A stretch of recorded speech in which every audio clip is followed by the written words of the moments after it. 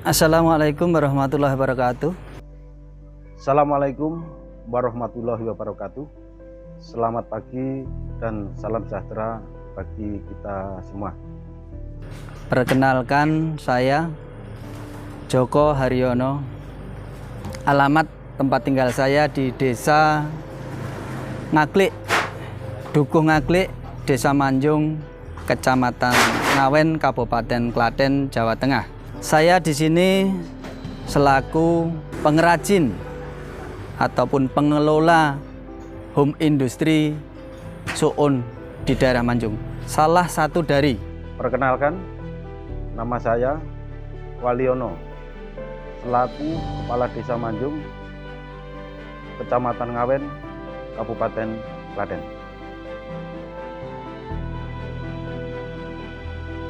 Di Manjung itu dipelopori oleh seorang tokoh gitu aja, yang dulunya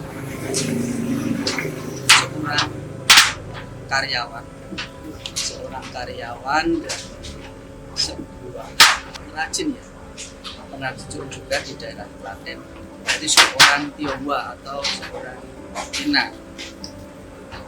Beliau bernama Sumo. Dia awalnya bekerja di seorang pecinan sebagai karyawan. Terus karena idenya ya, atau pengen berusaha lebih maju, pada tahun sekitar 1965 Simbah Slamet Sumo ini keluar dari bekerjanya dan dia mulai merintis sendiri, mulai produksi sendiri kami support dengan peralatan yang seadanya. Ada sesuatu hal yang menjadi ternyuh di hati saya di kala itu. Beliau itu kalau setelah soun itu ditangani oleh anaknya yang bernama Bapak Guang Nugroho, itu beliaunya kan dulu sering ke sawah waktu itu. Dia orang yang baik. Hal yang berkesan pada saya adalah setiap dia itu melewati tempat atau jalan yang itu rusak atau berlubang, beliaunya tetap berhenti dan nguruk, istilahnya mas, nguruk ya, istilah membenahi jalan tersebut sambil dia pulang dan pergi ke sawah. Itu suatu hal yang saya kenang dari beliau, Mbah Slamet Sumo Suwito.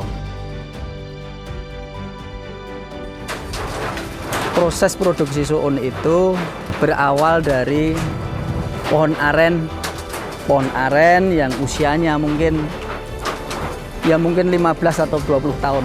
Tepung aren tersebut kita beli dalam bentuk basah, terus kita proses ya, kita cuci, kita murnikan. Cukup lama, sekitar 1 minggu.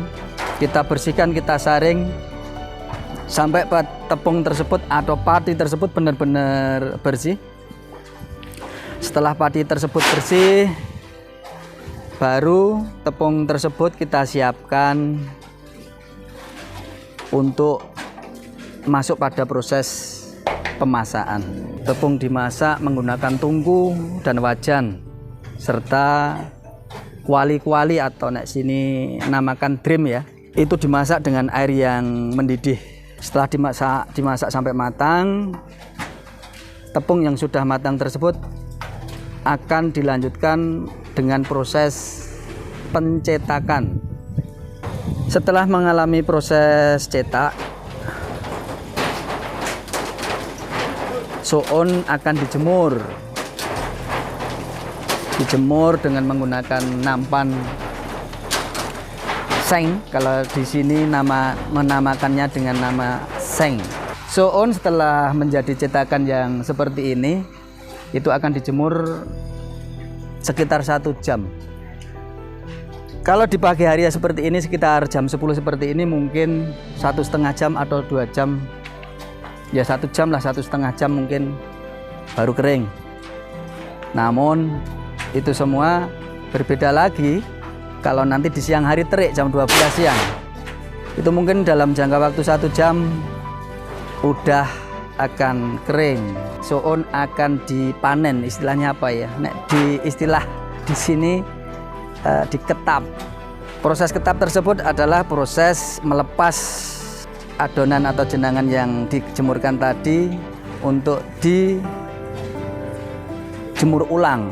Itu terus akhirnya dikeringkan lagi di anjang-anjang atau napa nggih? Istilah anjang-anjang ya. Akan disampirke, nah istilah mriki disampirke di anjang-anjang bambu yang tujuannya salah satunya juga untuk membuat soun tersebut lebih kering lagi. Soun di daerah kami sebenarnya banyak kendala. Kalau di musim hujan, ya kendalanya terus terang hujan. Di waktu tertentu berkendala di susahnya bahan baku karena persaingan di pasar. Yang ketiga, susahnya mencari karyawan. Soun di daerah kami mempunyai beberapa keunggulan dengan cita rasanya, dengan teksturnya yang berbeda dari soun-soun yang lain. Soun di daerah kami memiliki kualitas yang bagus karena menggunakan bahan yang berkualitas tinggi, bahan yang bagus, dan diolah dengan keahlian dalam artian pengalaman memasak dan mengelola bahan. Sesuai sejarah oleh pejabat pemerintah tahun 2015 yang mana beliau mencanangkan Desa Manjung itu sebagai desa Pancasila. Apa yang melandasi, yang mendasari untuk dicanangkan sebagai desa Pancasila? Melihat situasi kondisi di Desa Manjung secara umum, warga masyarakatnya itu hidup rukun dalam wadah persatuan dan kesatuan dan berbeda-beda agama, latar belakang, dan yang lainnya.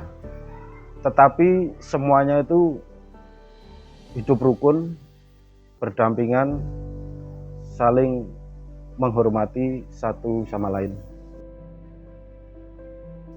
Di Desa Manjung untuk sarana ibadah ada 9 masjid, 2 musola, 1 gereja, 1 rumah doa, dan 1 pura.